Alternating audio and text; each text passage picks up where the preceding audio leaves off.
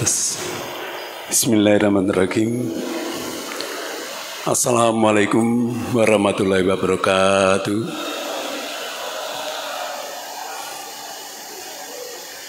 Yang terhormat Ustadz Dr. Kiai Haji Abdul Wadud Nafis LC MEI, yang terhormat Ketua Takmir Masjid Darul Falah Habib Mastur, yang terhormat para kiai dan alim ulama yang dirahmati Allah, serta para jamaah Masjid Darul Falah yang berbahagia. Alhamdulillah Rabbil Alamin, kita panjatkan rasa syukur kehadirat ilahi Rabbi Allah SWT yang memberikan rahmat, hidayah dan inayahnya kepada kita semua berupa nikmat sehat, nikmat iman dan nikmat kesempatan, sehingga pada pagi hari yang cerah ini tanggal 19 September 2021 kita bersama dapat menjalankan ibadah salat subuh berjamaah yang insya Allah akan kita rangkai dengan acara Ahad Subuh. Salawat dan salam tetap kita aturkan kepada junjungan Nabi besar Muhammad SAW yang sudah membawa kita dari kegelapan menuju terang dengan Al-Quran Nur Karim. Para jamaah yang berbahagia, Ahad Subuh pagi ini bertindak sebagai pembicara Ustadz Dr. Kiai Haji Abdul Wadud Nafis LC MMI. Assalamualaikum Ustadz, terima kasih sudah rabu di kesempatan pagi hari ini. Sebuah tema yang cukup menarik akan kita simak bersama, yaitu ikhtiar, doa, dan tawakal. Sebuah tema yang patut kita simak bersama. Oleh karena itu, para jamaah yang berbahagia, marilah kita ikuti bersama Ahad Subuh bagian ini, dan mari kita awali dengan bacaan Ummul Kitab. Al-Fatihah.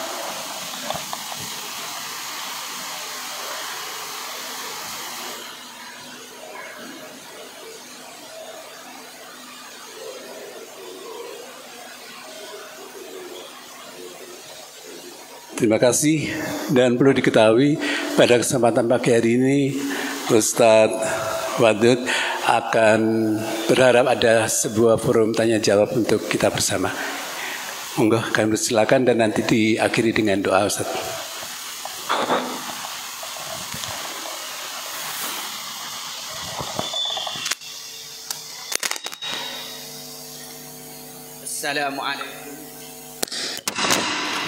Assalamualaikum warahmatullahi wabarakatuh. Alhamdulillahilladzi an'amana bil Islam. Wa sallallahu ala sayyidina Muhammad wa ala alihi wa ashabihi wa man tabi'ahum bi ihsan ila yaumiddin, amma ba'du. Para alim, para ulama, hadirin hadirat yang saya hormati, terutama pengurus Masjid Darul Falah, mulai jajaran ketua sampai pengurus paling bawah, jamaah salat subuh yang saya hormati. Pertama-tama kita bersyukur kepada Allah pada pagi ini Allah memberikan 3 nikmat kepada kita. Nikmat yang paling tinggi adalah nikmat iman. Tanpa iman tidak mungkin salat subuh berjamaah. Karena kata Rasulullah, salat yang paling berat pada orang munafik itu adalah salat subuh. Berarti kita sudah diberikan nikmat yang pertama. Nikmat yang kedua adalah nikmat sehat. Karena orang sakit yang paling berat itu bangun subuh. Coba sampean kalau sakit subuh kan berat. Berarti kalau kita bisa berjamaah sudah ada nikmat yang kedua, nikmat sehat. Nikmat yang ketiga itu adalah nikmat kesempatan. Kita punya keinginan, punya kesehatan. Kalau sibuk tidak mungkin berjamaah. Maka kita punya nikmat 3, yaitu nikmat kesempatan. Maka kata Rasulullah, orang yang salat subuh berjamaah itu seakan-akan memiliki dunia beserta isinya. Jadi kita hari ini paling kaya, paling enggak ada di dunia ini. Kita perlu bersyukur kepada Allah. Kedua kalinya semoga rahmat dan salam dicurahkan kepada Nabi Muhammad SAW. Dengan harapan, dengan ucapan salawat ini Allah memberikan rahmat kepada kita 10 kali lipat. Amin ya rabbal alamin. Para alim, para ulama, hadirin yang saya hormati, saya tidak ingin terlalu panjang menjelaskan karena ingin diskusi saja. Karena kalau bapak-bapak mendengarkan ceramah setiap hari, tapi kalau diskusi mungkin agak jarang. Maka saya ingin lebih banyak diskusi. Bapak-bapak, ibu-ibu yang saya hormati, banyak orang ini dalam memahami takdir keliru. Banyak juga memahami doa itu keliru. Banyak memahami usaha itu keliru. Ada orang yang pegang kepada takdir tidak perlu usaha, sehingga udah terima pada takdir aja. Ada yang percaya dengan doa saja, tidak perlu usaha, tidak perlu tawakal. Tapi ada orang yang membahas itu usaha tanpa mikirkan doa dan tawakal.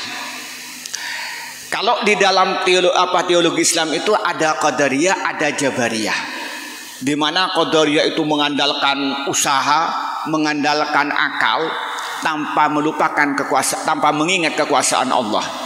Sebaliknya jabariyah, dia itu pasrah dengan kekuasaan Allah, lupa dengan usaha. Lah coba pagi ini saya ingin memadukan, ingin mendiskusikan bahwa 3 hal harus bersamaan. Yang pertama kita bicara tentang pentingnya usaha. Di dalam Al-Quran surat Ar-Ra'd ayat 11 Allah berfirman, Innallaha la yughayyiru ma biqaumin hatta yughayyiru ma bi anfusihim. Allah berfirman, Allah tidak akan merubah nasib satu kaum. Allah tidak akan pernah merubah keadaan yang ada di kaum itu sehingga kaum itu bisa merubah dirinya sendiri. Artinya di situ digambarkan pentingnya usaha manusia. Allah tidak akan pernah memberikan anak kepada orang sebelum dia menikah, kecuali nanti anak angkat atau anak-anakan. Iya begitu Pak ya. Allah tidak akan pernah memberikan kenyang pada orang kalau belum makan. Orang tidak akan menyelesaikan rasa ngantuk sebelum dia itu tidur. Dan bapak-bapak tidak akan pernah datang ke masjid kalau tidak berangkat di rumahnya. Tidak mungkin tiba-tiba ada di masjid. Itu berarti ada usaha. Dan kita tidak akan pernah kita ini hidup ini pintar ngerti agama kalau tidak belajar. Coba sampai di rumahnya dia masa tiba-tiba saya punya ilmu. Jadi kalau ingin pintar dia harus belajar. Kalau sampai itu ingin anaknya pintar, ya harus disekolahkan. Oh, kalau Allah menakdirkan anak saya pintar, nanti pintar untuk sekolah, harus sekolah. Begitupun kalau sampai ingin merubah hidupnya sejahtera, yaitu harus ada usaha. Yang terakhir, kalau ingin sampai masuk surga, ya harus beramal soleh. Disitulah peran Innallaha la yughayyiru ma biqaumin hatta yughayyiru ma bi anfusihim. Dan ini sejarah membuktikan. Saya ingin memulai contoh dari Rasulullah. Rasulullah itu adalah manusia yang paling baik, bahkan seluruh makhluk. Yang memuji bukan hanya manusia, Allah. Wa innaka la'ala khuluqin azim. Tetapi Rasulullah di situ kita menggambarkan bagaimana usaha Rasulullah. Saya ngambil contoh episode kehidupan tentang hijrah. Ketika itu pada tahun ke-13 Amul Bi'sah, pagi-pagi oleh malaikat Jibril diberitahu bahwa Rasulullah akan dibunuh oleh orang-orang Quraisy Mekah. Lalu Rasulullah itu diberi izin oleh Allah untuk hijrah dari Mekah ke Yatsrib yang kemudian menjadi Madinah. Apa yang terjadi? Setelah itu Rasulullah itu menemui Abu Bakar. Begitu ketemu dengan Abu Bakar, ini diceritakan dalam kitab Sirah Ibnu Hisam dan juga diceritakan dalam fikih sirahnya Syekh Ramadan Al-Buti dan juga diceritakan dalam kitab Ar-Rahiqul Mahtum yang dikarang oleh Syekh Abdurrahman Al-Kafuri. Cerita ini.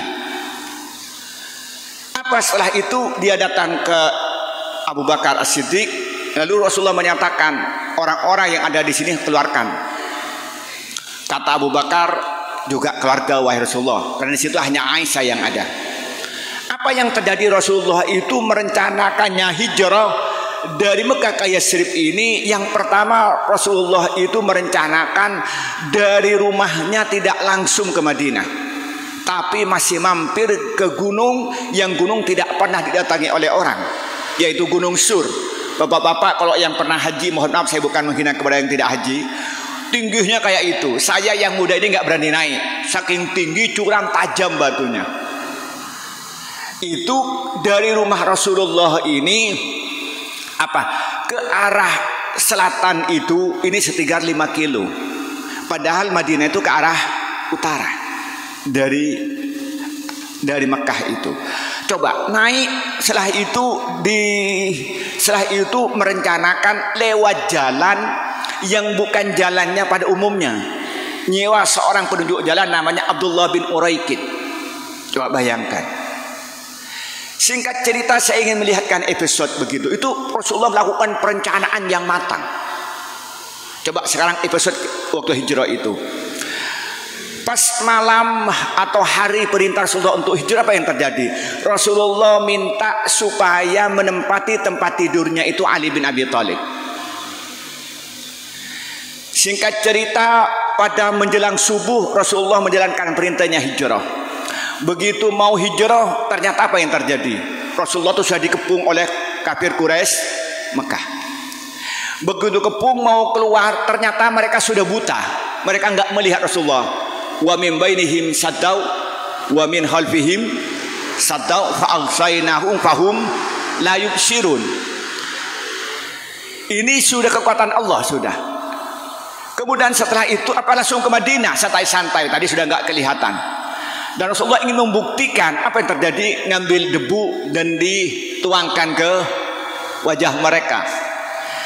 Langsung ke Madinah, ternyata dia masih sesuai dengan rencana. Dia ternyata masih naik ke atas gunung selama 3 hari. Yang lebih menarik, ketika orang-orang Quraisy Mekah itu ngejar Rasulullah dan sampai ke pintu gua itu, Abu Bakar ketakutan. Wahai Rasulullah, andaikan mereka melihat kakinya sendiri, niscaya akan melihat kita. Apa kata Allah? Wahai Abu Bakar, jangan khawatir, jangan kau kira kita berdua, tapi yang ketiga adalah Allah. Singkat cerita, Rasulullah itu setelah 3 hari berjalan di jalan yang tidak pada umumnya, menyewa penduduk jalan namanya Abdullah bin Uraikid. Singkat cerita terus berjalan, namun ternyata di tengah jalan masih ketemu dengan orang Quraisy Mekah yang namanya Suraqah. Apa yang terjadi? Suraqah itu ngejar, begitu dekat jatuh, begitu ngejar dekat jatuh. Pada akhirnya dia itu menyatakan menyerah dan masuk Islam. Saya ingin menyatakan cerita yang pendek ini, saya tidak ingin bercerita hijrah ini. Rasulullah, orang yang paling beriman pada Allah, ternyata dia melakukan usaha. Ternyata dia itu hijrahnya malam hari. Ternyata hijrahnya dia harus mampir, dan secara bahasa kita dia berstrategi menghindar di atas gua yang tidak pernah dimasukin oleh orang. Dan ternyata dia itu lewat di jalan tidak pada umumnya. Kan betul ada usaha. Ini di dalam dakwah. Kemudian di dalam kehidupan, Rasulullah ini berdagang seperti yang lain. Maka oleh orang Quraisy Mekah menyatakan, untuk apa kita beriman kepada manusia yang sama-sama pergi ke pasar? Jadi Rasulullah itu urusan rizki tidak hanya berdoa, tapi juga pergi ke pasar. Lah, di situ ingin menyampaikan kepada kita bahwa itu ada usaha. Ada usaha. Yang kedua, dulu saya ingin banyak diskusi dari sampean ini, saya tidak terlalu panjang. Kemudian yang kedua, setelah usaha ada doa. Yang sering kita dengar yaitu surat Al-Mu'minun ayat 60. Ud'uni astajib lakum. Berdoalah kepadaku maka akan kukabulkan. Yang sering kita dengar hadis riwayat Imam At-Tirmidzi. Apa kata Rasulullah? La yaruddul qadar illa doa. Tidak ada yang bisa menolak takdir Allah kecuali doa. Berarti kita doa jadi penting. Kita jadi doa jadi penting. Saya sebelum bicara tentang teori tauhid, saya bicara tentang kehidupan. Orang menyatakan ucapan itu menjadi doa. Doa itu menjadi kenyataan. Secara teori, kenapa kita hati-hati dengan nyanyian yang nyanyian itu memberikan kita itu motivasi berbuat jelek? Kenapa? Karena orang ketika mengulang perkataan berulang-ulang itu menjadi pikiran di bawah sadar. Ketika menjadi pikiran bawah sadar, maka dia menjadi tindakan. Ketika menjadi tindakan berulang-ulang menjadi kebiasaan. Ketika kebiasaan itulah menjadi kenyataan hidup. Contoh begini, Pak. Orang kalau berpikir saya ini nanti akan menjadi seorang doktor, misalnya, mohon maaf bukan sombong. Sejak kecil ayah saya menyatakan kamu harus jadi doktor, nak. Saya tidak membayangkan saya harus doktor pada waktu itu. Saya mondok di Sidogiri, kemudian saya sekolah, kemudian lulus S1 saya menikah. Ya sudahlah, pupus, dapat LC menikah. Saya ketika ditanya oleh mertua saya, apa kepanjangan LC, nak? Saya bingung menjawabnya. Apa penjelasannya LC ini? Karena bahasa kita tuh lisan. Saya karena orang Madura, jawabnya sependek. Saya bilang lancing, saya bilang gitu saya. Dia ketawa aja. Tapi dengan izin Allah ternyata saya bisa sekolah S2 dan S3 dan saya punya semangat untuk bisa selesai doktor. Contoh begini lagi. Kalau bapak-bapak ini berpikir saya ini nanti jam 3 saya dibangun, dia usah dibangunin mesti bangun. Soal tidur lagi nomor 2. Kan begitu Pak ya. Maka kita jangan sampai ngomong pada anak kamu meler, biasanya meler beneran. Ada sebuah kisah kehidupan Imam Sudais. Saya kira semuanya tahu Imam Sudais ya, Imam Mekah sekarang itu. Dia Imam Sudais itu kan anak yatim yang merawat hanya ibunya. Suatu ketika ibunya itu mau ada tamu, seorang ulama besar tamu, singkat cerita ibunya itu menyiapkan makanan yang rapi. Namun apa yang terjadi? Sekitar setengah jam tamunya mau datang, ternyata oleh Imam Sudais itu, pada waktu masih Sudais bukan imam, itu apa? Nasibnya diberi debu, diberi pasir, lauknya diberi pasir. Ibunya marahnya tapi omongnya Pak, ya nak kau semoga menjadi imam Masjidil Haram, nak, sambil nangis. Kenyataannya menjadi imam Masjidil Haram. Kalau ibu-ibu marahnya kayak apa? Saya nggak tahu kalau ibu-ibu itu. Nah, saya ingin kembali kepada doa. Orang bertanya kepada kita, kenapa doa diulang-ulang setiap saat? Rabbana atina fid dunya hasanah wa fil akhirati hasanah wa qina adzabannar. Supaya apa? Ketika diulang-ulang itu menjadi pikiran di bawah sadar. Ketika di bawah pikiran sadar, maka kita berpikir kita ingin selamat dunia dan akhirat. Kalau ini berulang-ulang, maka kita selalu berbuat baik supaya kita selamat di dunia dan akhirat. Sehingga kita muncul dalam pikiran kita, man amila shalihan min dzakarin aw untha wa huwa mu'minun fanuhyiyannahu hayatan thayyibah wa najziyannahu ajrahum bi ahsani ma kanu ya'malun. Sehingga timbul dalam pikiran kita, kalau kamu ingin hidup hayatan thayyibah, kehidupan yang menyenangkan, apa? Harus amalan sholihah dalam keadaan beriman. Begitupun kalau ingin selamat di akhirat, juga harus amalan sholihah wa huwa mukminun. Nah, itu akan muncul dari kita terulang-ulang. Maka itu jadi penting doa. Kemudian yang kedua, doa itu melahirkan harapan, Bu. Kalau kita ini harapan kan tidak begitu stres. Itu pentingnya doa. Kita doa akan kita ini akan punya harapan. Kemudian yang ketiga, orang tuh kalau bingung kan ingin didengarkan. Coba Bapak bingung ngomong sama istrinya, padahal istrinya nggak bisa menyelesaikan masalah, kan hati agak longgar gitu. Iya begitu Pak ya. Bagaimana kita ini mengadu kepada zat yakin dia itu bisa menyelesaikan masalah. Ketika masalah rezeki, Ar-Razzaq. Ketika masalah penyakit, fa idza maritu fa huwa yashfin. Kan kita menimbulkan rasa optimisme dalam diri kita. Kemudian paling tidak yang terakhir, doa itu untuk ibadah kepada Allah. Kenapa? Karena katanya kata Rasulullah menyatakan laisa syai'un a'dhamu 'alallahi minad du'a. Tidak ada dalam pandangan Allah itu yang lebih agung daripada berdoa. Au kama qala. Karena ketika kita menunjukkan bahwa kita butuh kepada Allah. Kenapa kita menyatakan iyyaka na'budu wa iyyaka nasta'in. Di situ disambungkan antara ibadah dan minta kepada Allah. Lah, jadi kita ingin menyatakan ada usaha, ada doa. Nah, kemudian yang terakhir itu tawakal. Ini yang banyak dibaca oleh orang ini. Mohon maaf, waktu musim-musim corona ini yang saya dengarkan itu adalah surat At-Taubah ayat 51. Qul la yusibana illa ma kataballahu lana wa huwa maulana 'alallahi falyatawakkalul mu'minun. Ini yang sering yang dibaca. Katakanlah wahai Muhammad, la yusibana, tidak akan pernah menimpa kepada kita illa ma kataballahu lana, kecuali apa yang Allah tetapkan kepada kita. Huwa maulana, dialah penolong kita. Walallahi falyatawakkalil mu'minun, dan kepada Allah hendaknya orang yang beriman itu tawakal. Nah, kita memang iya tawakal. Di situ kita disuruh tawakal. Coba cek ayat yang lain tentang tawakal. Allah menyatakan begini. Misalnya Allah berfirman, syawirhum fil amri fa idza azamta fatawakkal 'ala Allah. Ini ayat yang paling terkenal. Di situ Allah menyatakan syawirhum fil amri. Apa artinya itu?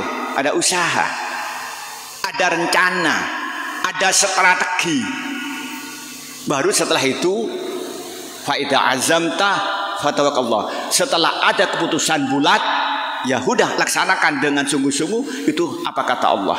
Contoh, kita ketika ngurusin masjid ini kan takmir mesti rapat dulu.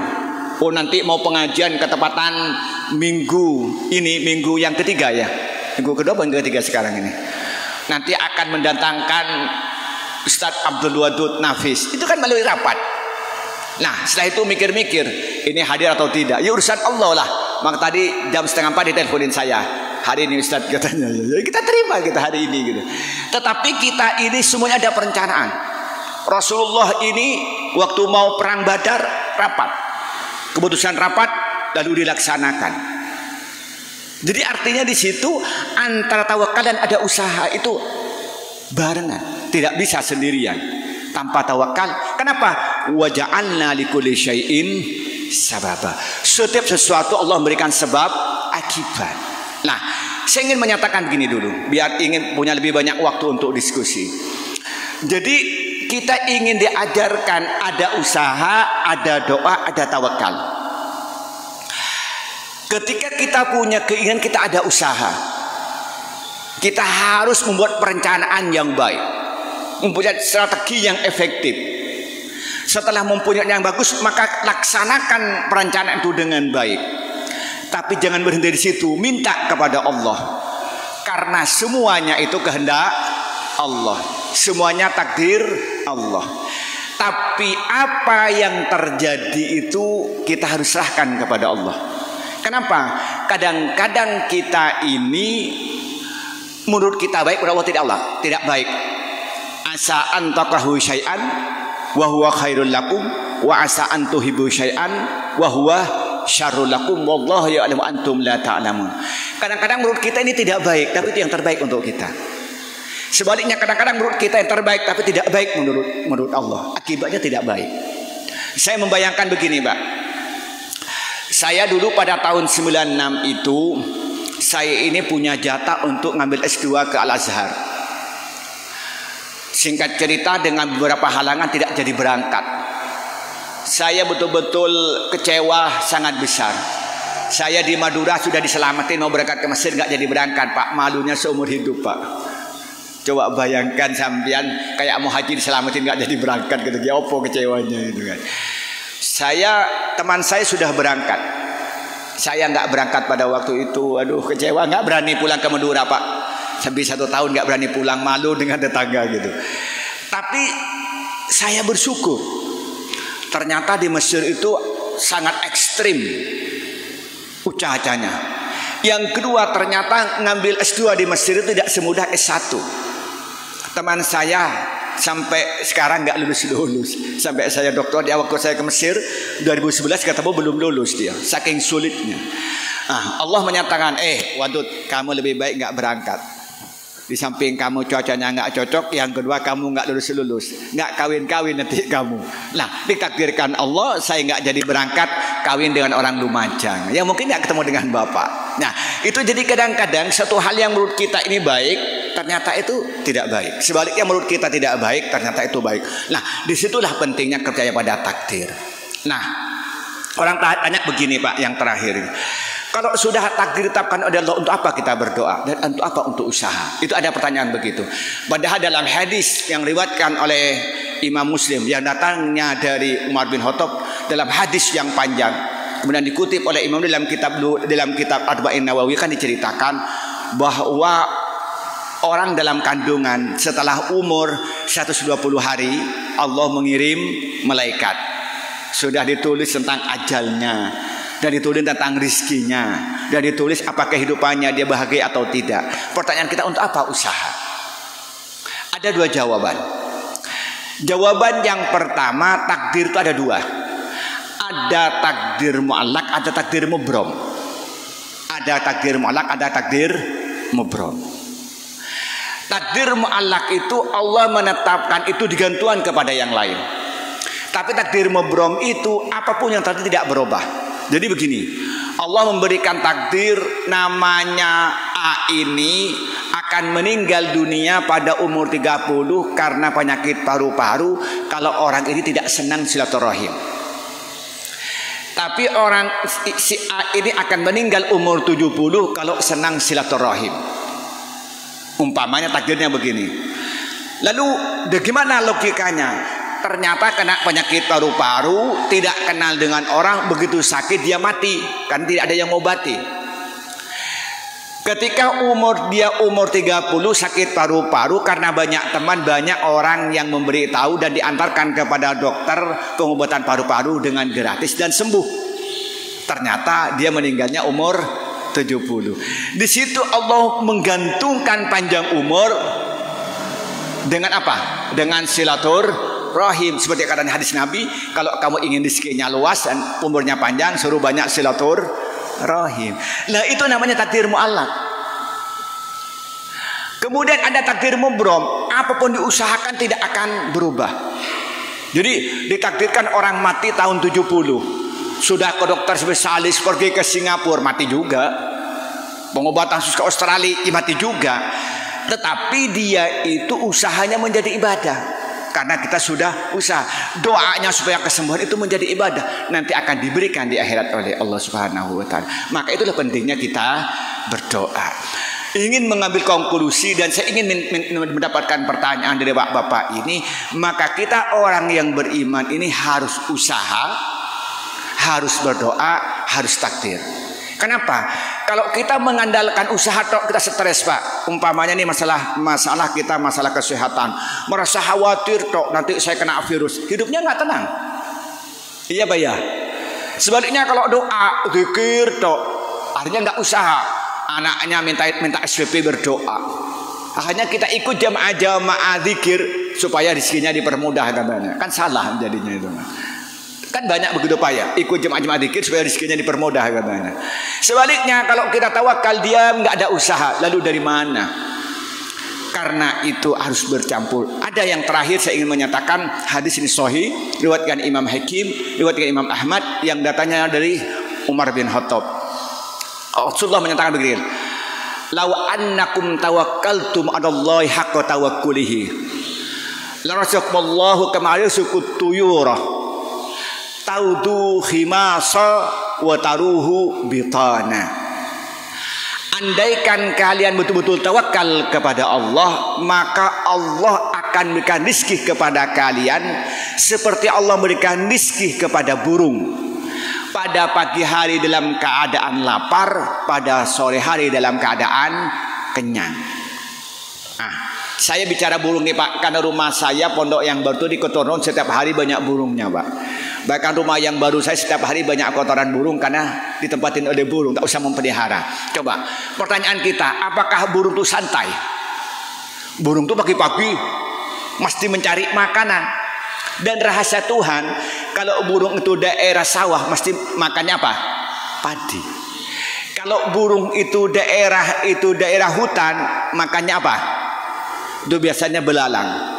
Kemudian kalau burung itu di pinggir laut, makannya apa? Ikan. Dan rahasia Tuhan, bisa masuk ke dalam laut nangkap ikan. Berarti burung itu tidak diam, tapi ada usaha. Coba, Pak, ada cecak mungkin di sini. Coba bayangan kita, cecak ini bisa makan enggak? Cecak tidak bisa terbang, enggak punya sayap. Makanannya itu binatang bersayap. Tapi yang menjadi pertanyaan, apakah cecak diam? Tidak, mencari. Ternyata biasanya kupu-kupu kecil itu datangnya apa? Ke dekat lampu. Lalu hap-hap, lalu ditangkap.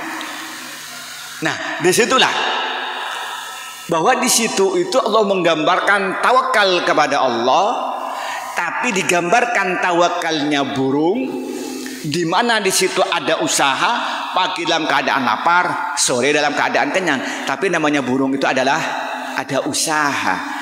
Nah, maka itu kemudian hadis yang paling terkenal, likulli da'in dawa fa idza asabah bari'a bi'idznillah. Setiap penyakit ada obatnya. Ketika obat itu cocok, maka sembuh dengan izin Allah. Artinya apa? Orang sakit harus diobatin dan harus datang kepada dokter ahli mendiagnosa. Ketika obatnya cocok dengan penyakitnya, sembuh. Apa sembuh obatnya yang menyembuhkan? Tidak. Bari'ah bi'idznillah. Disitulah ada usaha, ada doa, ada takdir. Jadi kalau suruh pakai masker Pak. Tidak cukup baca masker, baca doa. A'udzu bikalimatillahi tammat min syarri ma khalaq. Juga baca doa, bismillahirrahmanirrahim, la yadurru ma'asmihi syai'un fil ardi wala fis sama' wa huwas samiul alim. Setelah itu apa?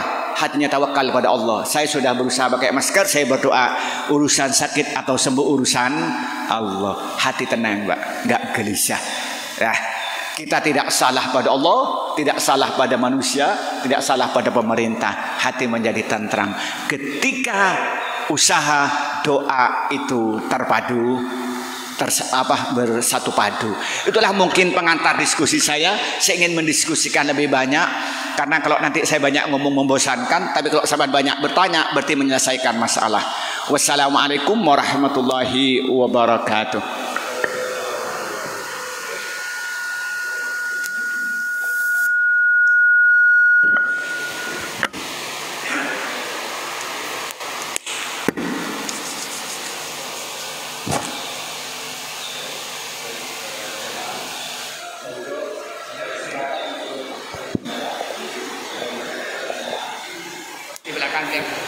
Di belakang hidup kelihatannya. Silakan.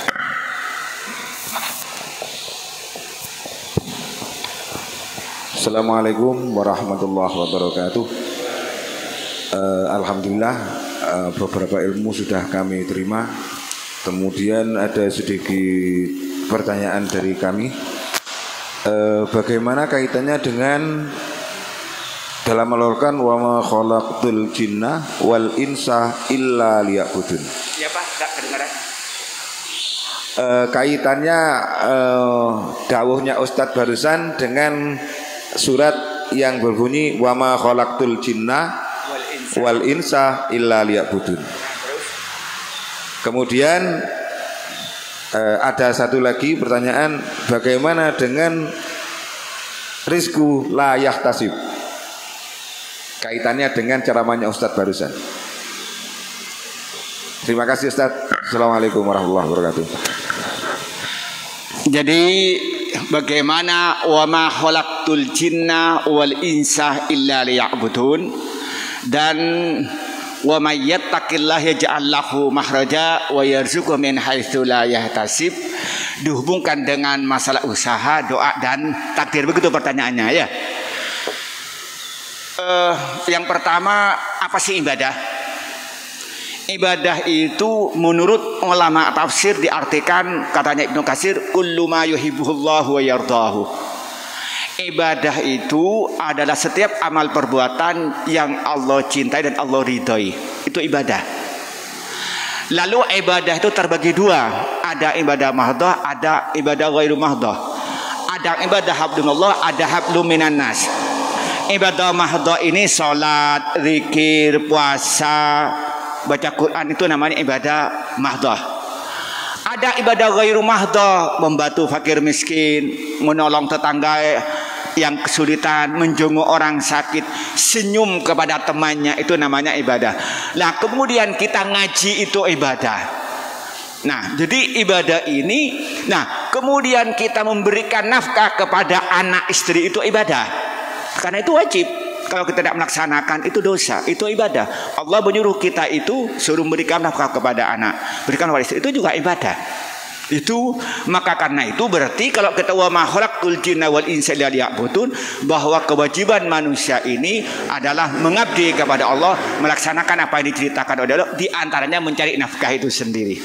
Itu yang pertama. Kemudian yang kedua, berangkat dari ini, maka kalau begitu berarti ngikutin syariat-syariat itu. Apa? Kalau menyatakan sunnatullah itu bahwa kita ini kalau ingin kenyang harus makan, kalau ingin mendapatkan uang itu harus usaha, ya kita ikut lakukan. Di dalam cerita tentang Umar bin Khattab itu diceritakan begini. Ketika Umar bin Khattab itu menjadi khalifah, satu ketika ada sekelompok muda ini kerjanya zikiran di masjid tok. Lalu Umar bin Khattab tanya, kalian ini zikiran tok, lu makanya dari mana? Saya tawakal wahai Umar. Nahnu tawakkalna. Apa katanya Umar bin Khattab? Lastum tawakkalun, walakinakum tawakkalun. Kalian bukan orang-orang yang tawakal, tapi kalian orang-orang yang malas. Kalian orang-orang yang malas.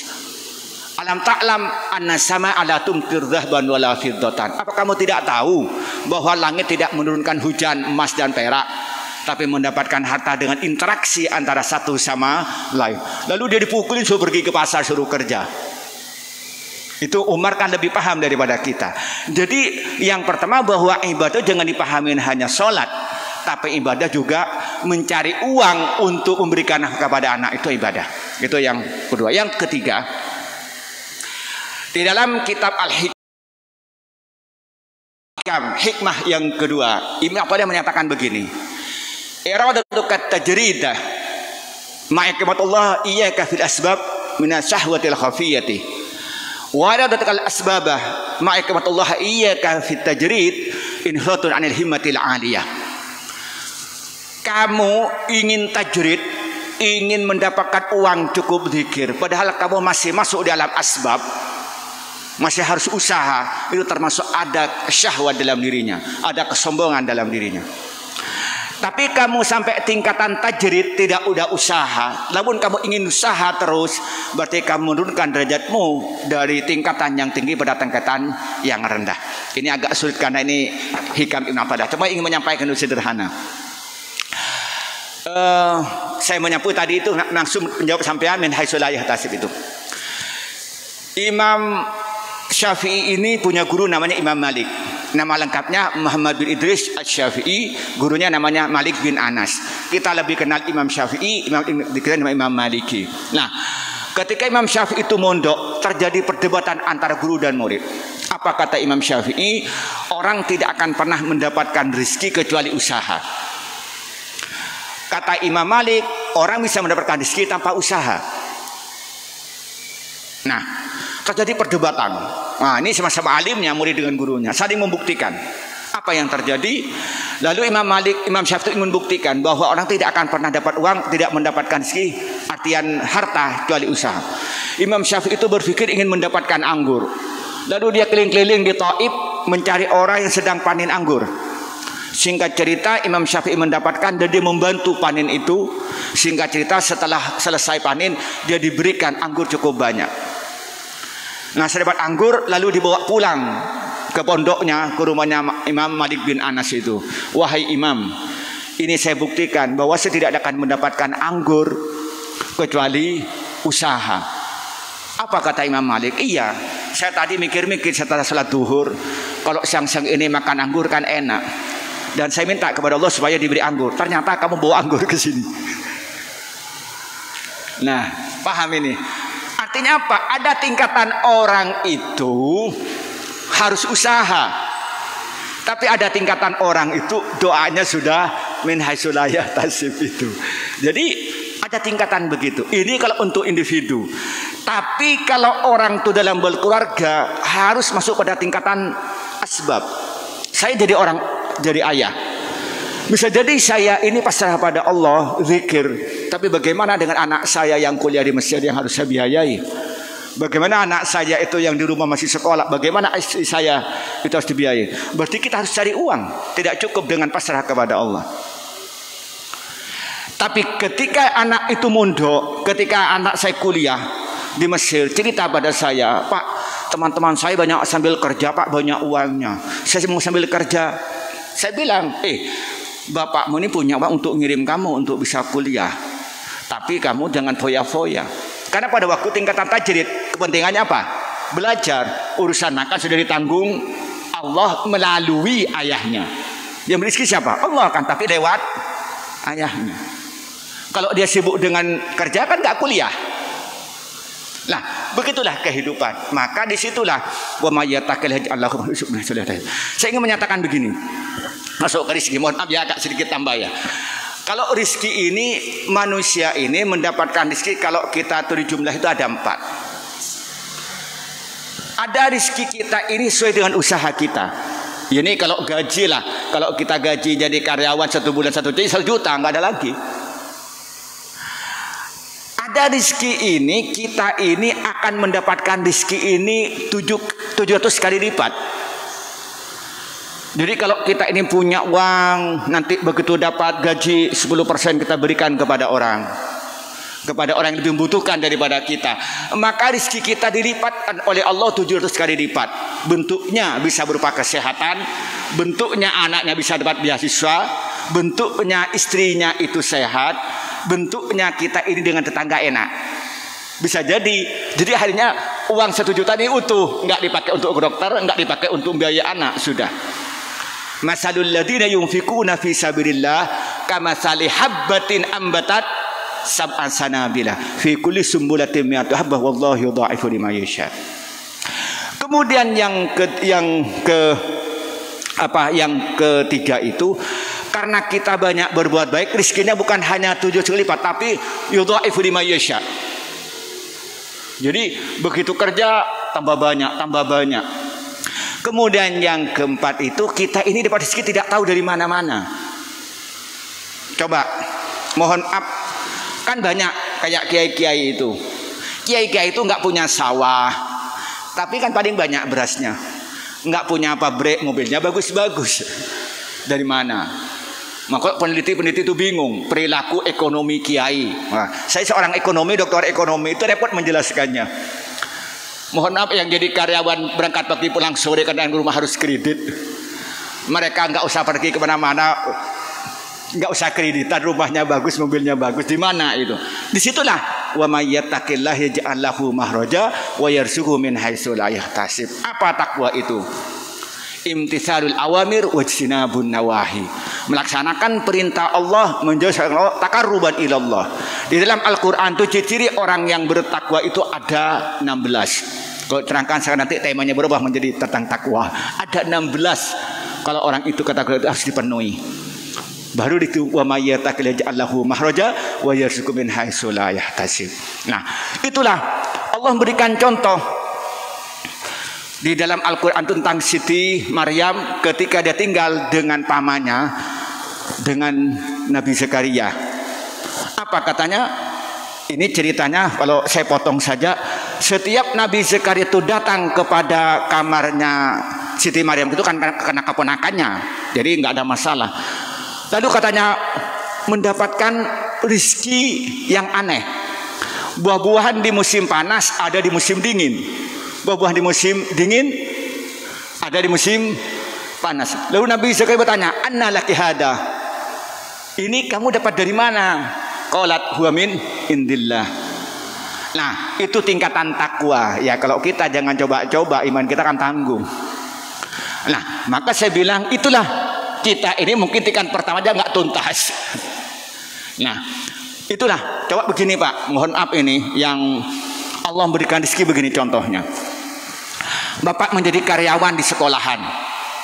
Lalu sampean ini ngerjakan tugas kurang-kurang. Biasanya kan setelah dapat gaji masalah banyak, uangnya nggak cukup. Ketika sampean ini banyak melebihi dari seharusnya kerjanya, biasanya kan kita dapat tunjangan sehingga kita dapat uang lebih banyak. Itu contoh ingin disampaikan wa may yattaqillah yaj'al lahu makhraja wa yarzuqhu min haitsu la yahtasib. Saya ingin menyatakan di mana hubungannya wa ma khalaqtul jinna wal insa illa liya'budun. Apa hubungannya dengan firman Allah wa may yattaqillah yaj'al lahu makhraja wa yarzuqhu min haitsu la yahtasib? Ingin menyatakan di situ ada usaha, ada doa, ada tawakal. Apa usahanya? Ia melaksanakan ketentuan Allah. Di mana doanya? Ya tadi karena zikir itu, berdoa itu kan bagian daripada ibadah. Di mana kita? Ya semuanya ketentuan kembali kepada Allah. Itu yang disampaikan oleh saya. Bisa ketemu titik temunya? Ya, persilakan yang lain. Tes. Monggo. Silakan. Jamaah ibu-ibu. Kalau dianggap tema sudah tidak ada, persilakan yang lain, yang lain, masalah fikih mungkin. Iya, persilakan. Ini berikan mic.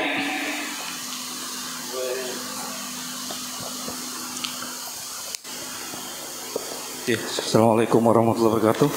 Waalaikumsalam. Ya, bahasan ini sangat menarik sekali. Sebenarnya pertanyaan saya hanya sederhana saja. Bagaimana kita mempersiapkan diri menghadapi qada dan qadar dari Allah itu sendiri. Menghadapi qada dan qadar. Terus. Nih, karena kan sesuai tadi yang disampaikan oleh Yai, saya juga sudah mempercayai itu apa yang namanya surat ar-Ra'd, yang bahwasanya kaum itu tidak akan berubah kalau bukan kaum itu sendiri. Bahkan saya juga sangat percaya bahwasanya saya sangka dari hambaku. Anak indoni abdibi. Nah, itu. Namun ada satu kisah yang mematahkan dari usaha dan doa tersebut, yaitu ketika saya membaca kisah Nabi Muhammad saja tidak bisa memuslimkan pamannya. Ketika Abu Thalib meninggal dalam keadaan kafir. Itu yang semacam ya sudah, mungkin usaha dan doa saya ini hanya cukup sekian. Muhammad saja tidak mampu untuk memuslimkan pamannya. Nah, itu yang saya tanyakan, Ustadz. Ya, saya dimulai agak panjang dulu ya. Yang pertama itu apa qada, apa qadar dulu. Qada itu adalah ketentuan Allah pada zaman azal. Dulu itu qada. Lah, qadar itu kenyataan. Contohnya Allah dulu menakdirkan pada hari Ahad jam 5:12 saya duduk di Masjid Darul Falah. Ini dulu qada. Nah, ternyata sekarang duduk itu namanya qadar. Itu yang pertama. Kemudian yang kedua adalah hal itu Allah menentukan harus ada usaha. Contohnya ini yang sering saya dengar surat Al-Maryam, surat Maryam ayat 25. Wa huzzi ilaiki bijid'in nakhlati tusakit ilaiki rutuban janiyah. Ketika Siti Maryam itu melahirkan Nabi Isa sendirian di tengah hutan, lalu dia bersandar ke pohon kurma. Apa kata Allah? Wa huzzi ilaiki bijid'in nakhlati. Wahai Maryam, coba goyang-goyangkan pohon kurma itu. Tusakit ilaihi rutoban janiyah, maka pohon kurma itu akan berjatuhan rutob, kurma-kurma muda yang sudah masak. Ini mohon maaf bukan menghina yang tidak pernah ke Mekah. Kira-kira pohon kurma yang tinggi besar itu yondu digoyang, orang 5 kira-kira bergoyang nggak kira-kira? Nggak bergoyang, nggak akan bergoyang, sehingga buahnya berjatuhan. Tapi sekarang ini hanya satu orang yang baru melahirkan yang lemah itu menggoyangkan sampai berjatuhan. Masuk akal nggak kira-kira? Ingin menyampaikan di sini ada usaha, tapi tetap yang memberikan adalah Allah.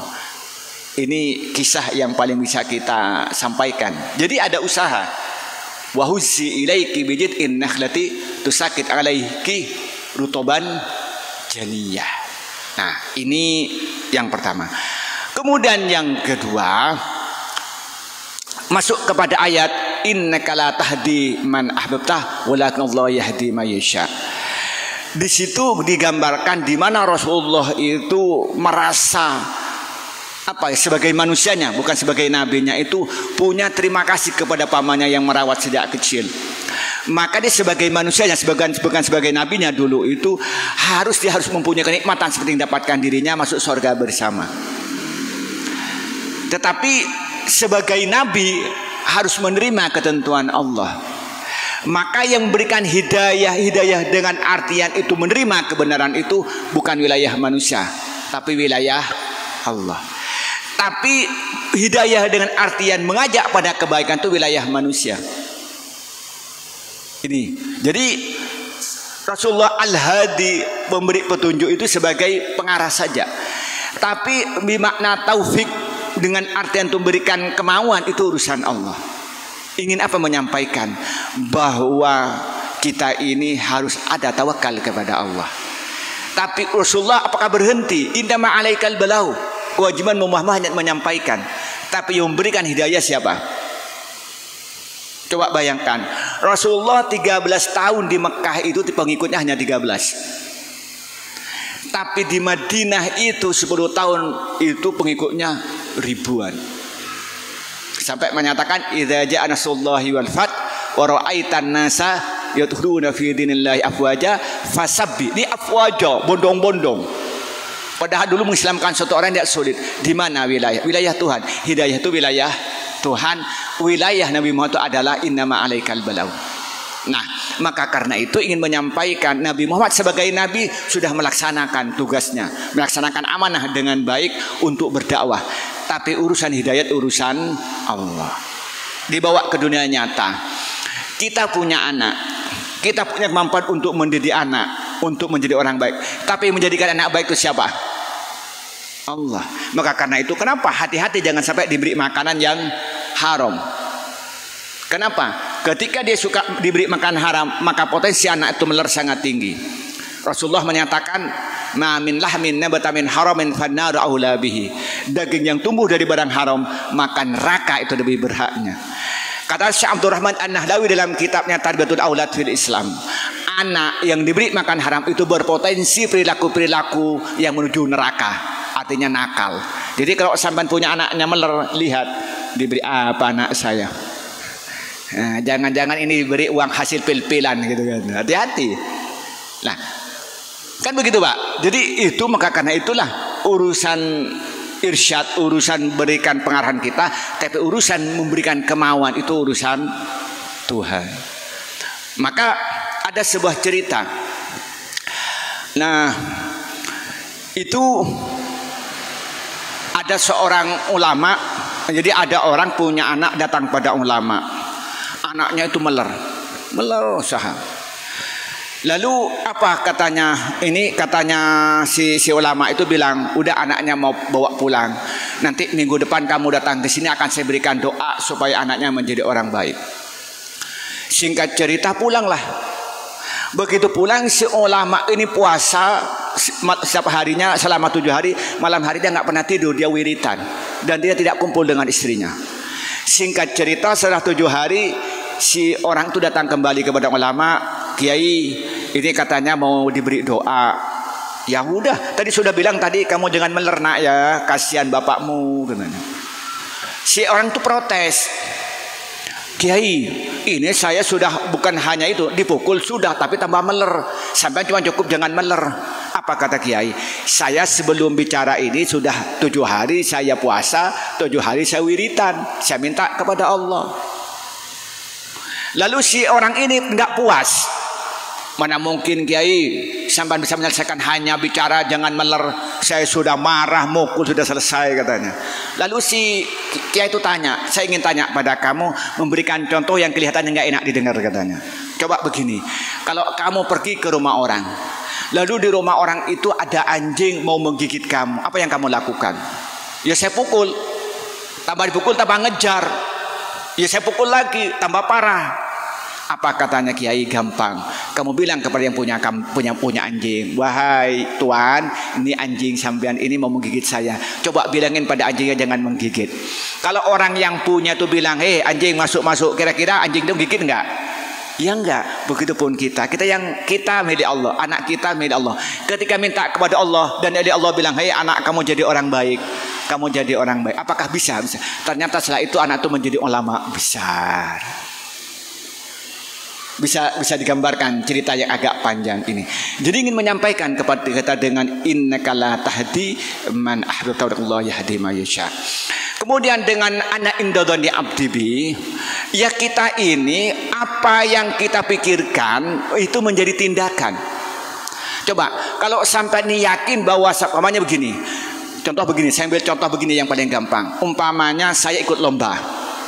Saya yakin bahwa saya menang lomba itu. Apa yang terjadi? Mesti usaha dengan sungguh-sungguh. Ketika tampil maksimal, kira-kira menang nggak kira-kira? Menang.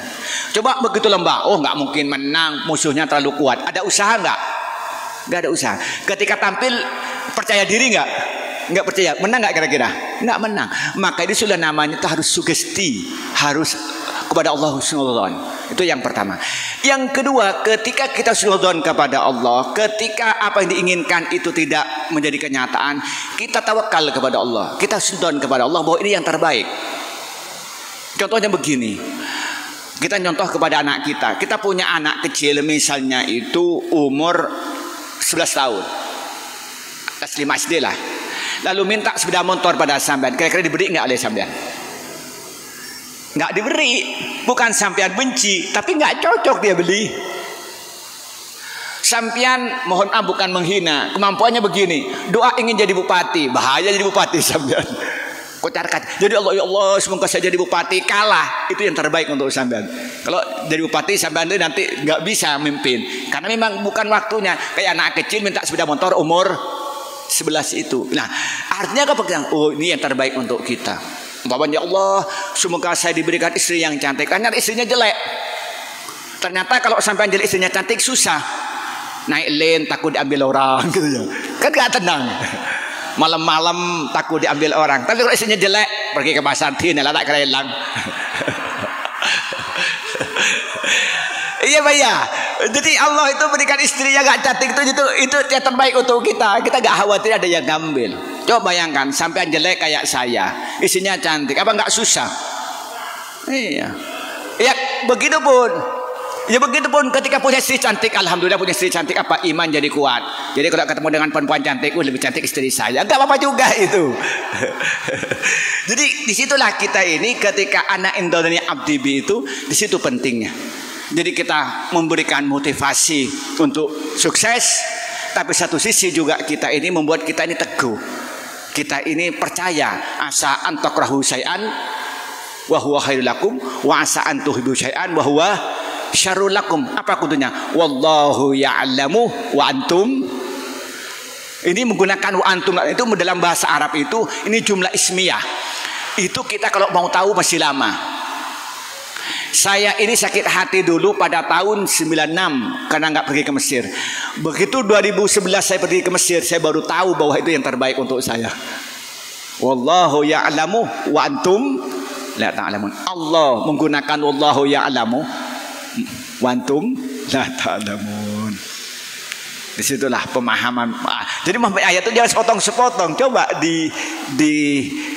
diintegrasikan satu sama lain. Padukan ayat satu dengan yang lain. Bisa dipahami? Monggo yang lain. Ibu-ibu nih belum ada yang bertanya. Cukup. Oke. Cukup ya? Iya. Ya. Mungkin diakhiri dengan pertanyaan dari saya, Pak. Ya, persilakan. Yang terkait dengan usaha dan doa. Banyak orang menyampaikan, sering kita dengar kata-kata kan, oncen nasibku, aku berusaha berdoa begini, tapi kayaknya tetap aja maksimal sudah dilakukan usaha itu. Ya, di situ muncul pertanyaan, apa ada batasnya orang berusaha itu? Itu yang pertama. Yang kedua, kebetulan saya mengikuti diskusi ringan di sebuah medsos yang terkait dengan usaha dan doa ini. Ada dua pendapat yang berbeda. Yang satu mengutamakan usaha, yang satu mengutamakan doa. Mereka sama-sama paham dengan agama. Mereka membuktikan yang mengutamakan usaha, mereka berusaha untuk mendapatkan sesuatu yang mereka peroleh, ya, nafkah misalnya. Kemudian yang berdoa juga demikian, berusaha berdoa terus tanpa ada usaha. Dua-duanya berhasil. Yang pertama yang berusaha itu mendapatkan nafkah berupa anggur. Yang satu berdoa, mereka yang mendapatkan yang usaha ini ingin membuktikan ke yang berdoa, ya, bahwasanya usaha mereka telah berhasil. Mereka membawa anggurnya ke yang berdoa. Kemudian yang setelah saya ini loh, aku sudah berhasil dengan usaha tanpa doa. Yang berdoa juga gitu. Loh, saya juga berhasil. Loh, buktinya mana? Ini saya mendapatkan buah dari kamu, dari doa saya yang saya ingin sebuah makanan yang saya makan di pagi hari ini. Pendapat ini yang didiskusi itu akhirnya mematahkan pendapat dari masing-masing itu. Bagaimana Ustaz terkait dengan ini? Ya, karena ini agak siang saya jawab singkat ya. Saya bilang begini, bahwa realitasnya ada yang mendahulukan usaha, ada yang mendahulukan doa, ada yang mendahulukan takdir. Allah melalui Rasulnya memberikan contoh bahwa memadukan ketiga-tiganya. Ada usaha, ada doa, ada takdir. Allah memberikan contoh pada perang Badar. Rasulullah itu ketika perang Badar itu mempersiapkan tentara demikian rapinya, musyawarah. Dan dalam keputusan musyawarah itu bahwa perang harus di luar Madinah, karena kalau kondisi kalah masih bisa lari. Kemudian yang kedua itu diterangkan dalam Sahih Ibnu Hisham, Rasulullah itu berdoa sampai selendangnya jatuh, sampai katanya Abu Bakar, sudah cukup wahai Rasulullah. Kemudian setelah itu pertempuran dimulai, Rasulullah tawakal kepada Allah bahwa pertempuran itu akan menang, dan itu menjadi kenyataan, itu yang dicontohkan oleh Rasulullah. Kemudian berkenaan dengan cerita tadi, memang ada orang yang menggunakan manajemen tanpa doa. Nah, itu kita yang realitasnya begitu. Tapi kenyataan kita ngelihat sampean ini dengan non muslim saja dia punya ritual-ritual. Coba sampean lihat toko-toko non muslim juga punya ritual, berdoa kepada Tuhannya masing-masing. Kita pun juga orang muslim biasanya yang berhasil mesti ada doa, tapi dirahasiakan, dihidden juga gitu ya. Kita ngelihat nampaknya usaha itu. Tetapi kita rias, orang yang mengandalkan usaha terus biasanya hidupnya stres, karena mereka itu mengandalkan akalnya, tidak notut. Kan begitu. Begitupun biasanya orang yang mengandalkan doa saja biasanya suksesnya tidak besar.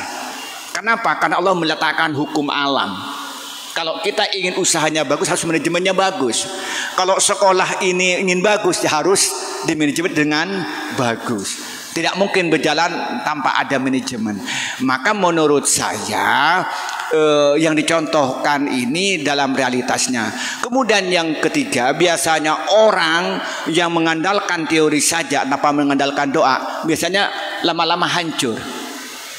Kan begitu. Kenapa orang itu mesti berdoa, mendatangkan, kalau nggak doa sendiri mendatangkan orang lain. Kan begitu, sesuai dengan agamanya masing-masing. Kita seorang muslim biasanya mendatangkan kiai selamatan, kan begitu. Kan itu apa tuh? Berarti berdoa. Jadi ingin saya menyampaikan, memang ada qadariyah, ada jabariyah. Itu sejak dulu. Qadariyah itu mendahulukan usaha dan rasionalitas, tapi jabariyah hanya mengandalkan usaha doa dan tawakal. Itu yang ketiga. Yang keempat, ada makom orang itu makom usaha. Ya dia tidak akan bisa mendapatkan kesuksesan kecuali usaha. Ada orang itu memang sampai tingkatan makom itu doa. Contoh begini, saya menjadi pengusaha, menjadi pengecer, itu tidak akan sukses kecuali kita datang dari rumah ke rumah. Tapi kalau kita sudah menjadi juragan, ya cukup di rumah orang datang ke kita. Kan begitu Pak? Kalau kita ini tingkat pengecer, harus datang ke rumah-rumah jualan, ya beli cow. Tapi kalau kita sudah tingkatan agen, kalau saya pergi ke rumah-rumah justru nggak laku. Kita harus tinggal di rumah. Kita ini posisinya apa? Di pengecer, apa di juragan? Tingkatan kita ini apa? Tingkatan masih asbab usaha, apa tingkatan sudah doa? Iman kita dipertanyakan. Iman kita di mana itu? Canda yang mutu namun kaingangke, jangan coba kau. Kira-kira begitulah. Itulah mungkin dari saya. Kelihatannya Bapak ini gelisah, sudah 5:30.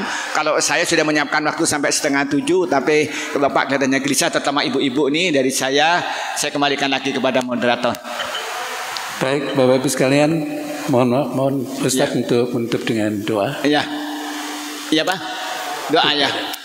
Mari kita bersama-sama doa, termasuk yang kedua ya. Doa yang pertama, semoga Allah memberikan iman sampai akhir kita, mati dalam keadaan iman dan Islam. Yang kedua, semoga diberikan kesehatan yang sempurna, dijauhkan di bala musibah dan penyakit, baik menimpa pada diri, keluarga dan tetangga. Kemudian yang ketiga, semoga rezeki yang sebanyak, yang luas dan barakah. Yang keempat, semoga anak anak keturunan itu anak yang menyenangkan, yang barakah, yang berjuang dan dekat kepada Allah. Kemudian yang terakhir, semoga ketika kita meninggal oleh Allah dijadikan orang yang beriman, masuk surga, dijauhkan dari api neraka. Ala hadiniyah ala wa ala kulinatin salihah. Al-Fatihah. A'udzu billahi minasyaitonir rajim. Bismillahirrahmanirrahim. Alhamdulillahi rabbil alamin arrahmanir rahim maliki yaumiddin. Iyyaka na'budu wa iyyaka nasta'in. Ihdinas siratal mustaqim. Siratal ladzina an'amta 'alaihim ghairil maghdubi 'alaihim waladdallin. Bismillahirrahmanirrahim. Alhamdulillahi rabbil alamin wassalatu wassalamu ala asrafil anbiya'i wal mursalin. Allahumma inna nas'aluka ridhaka wal jannah wa na'udzubika min sakhatika wan nar. Allahumma habbib ilaina al-iman wa zayyinhu fi qulubina wa karrih ilaina al-kufra wal fusuqa wal isyan waj'alna minal rasyidin. Allahumma inna nas'aluka ilman nafi'a wa rizqan wasi'a wa shifaa'an min kulli da'in wa suqamin. Rabbi adkhilna mudkhala sidqin wa akhrijna mukhraja sidqin waj'al lana min ladunka sultanan nasira. Rabbana hab lana min ladunka rahmah wa hayyi lana min amrina rasyada. Rabbana hab lana min azwajina wa dhurriyyatina qurrata a'yun waj'alna lil muttaqina imama. Allahumma kfina bi halalika an haramika wa aghnina fitka amman siwaka. Allahumma la sahla illa ma ja'altahu sahla wa anta taj'al hasda syi'ta sahla. Allahumma inna na'udzubika an hanu auladuna wa zawjatuna minal barasi wal jununi wal juda wa asqami. Allahumma inna na'udzubika an hanu auladuna wa zawjatuna minal hammi wal husni wal 'ajzi wal qasali wal jubni wal buhli wa dhal'atani wa qahri rijali wa min al-mudri. Rabbana ighfir lana wa liwalidayna warhamhum kama rabbayana shaghira.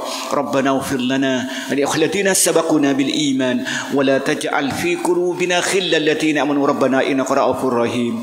Rabbana atina fid dunya hasanah wa fil akhirati hasanah wa qina adzaban nar. Subhan rabbika rabbil izzati amma yasifun wa salamun ala mursalin walhamdulillahi rabbil alamin. Al-Fatihah. Alhamdulillahi rabbil alamin arrahmanir rahim maliki